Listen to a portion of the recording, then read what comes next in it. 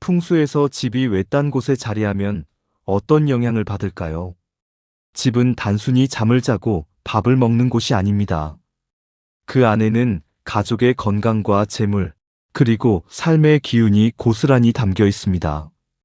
사람의 몸이 혈맥을 통해 기운을 순환시키듯 집도 주변 환경을 통해 기운을 주고받습니다. 그런데 외딴 곳에 홀로 서 있는 집은 이 순환이 막히고 끊기는 경우가 많습니다. 먼저 재물운을 살펴보겠습니다. 사람이 모이고 길이 오가야 기회와 돈도 함께 들어옵니다. 하지만 외딴 곳은 발길이 드물고 자연스럽게 사람의 기운이 모이지 않습니다. 집이 아무리 크고 좋아도 돈줄이 막히듯 재물이 쌓이지 않는 이유가 여기에 있습니다.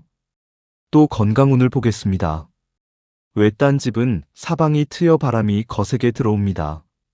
풍수에서는 이를 살풍이라 부르는데, 살풍은 몸의 기운을 흩어놓고 잦은 병치레와 불면으로 이어질 수 있습니다. 특히 50대 이후 여성분들은 기력이 약해지는 시기인데, 이런 환경은 몸과 마음에 더 큰 부담을 줍니다.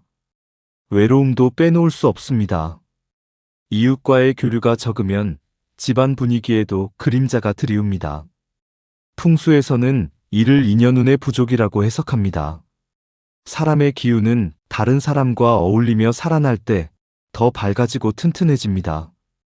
하지만 외딴 곳은 그 흐름을 막아버리니 가족 간의 대화가 줄고 때로는 오해와 다툼이 생기기도 합니다. 여기서 중요한 점은 풍수는 단순히 미신이 아니라 삶의 지혜라는 것입니다.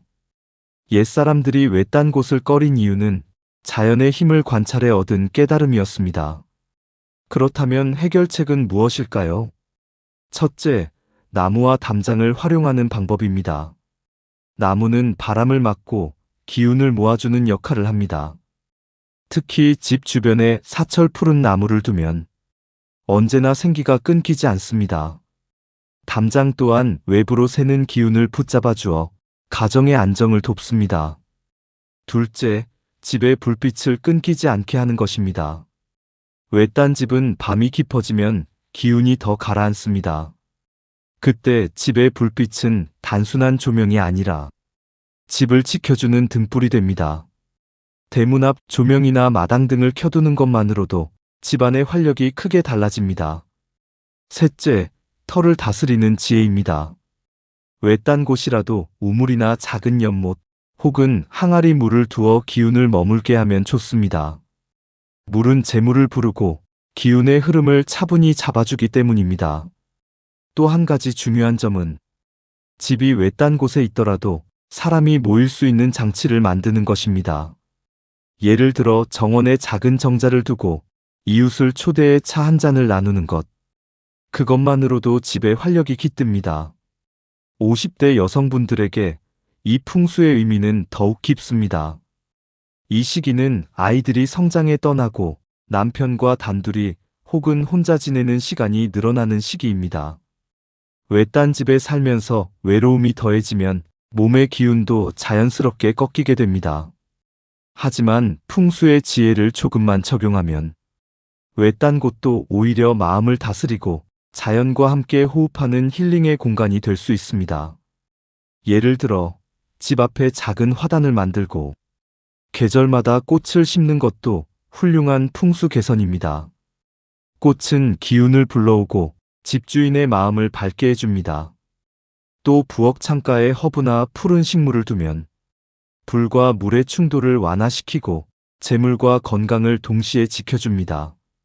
결국 풍수에서 말하는 것은 집이 사람을 담는다는 사실입니다. 외딴 집이라고 해서 모두 나쁜 것은 아닙니다.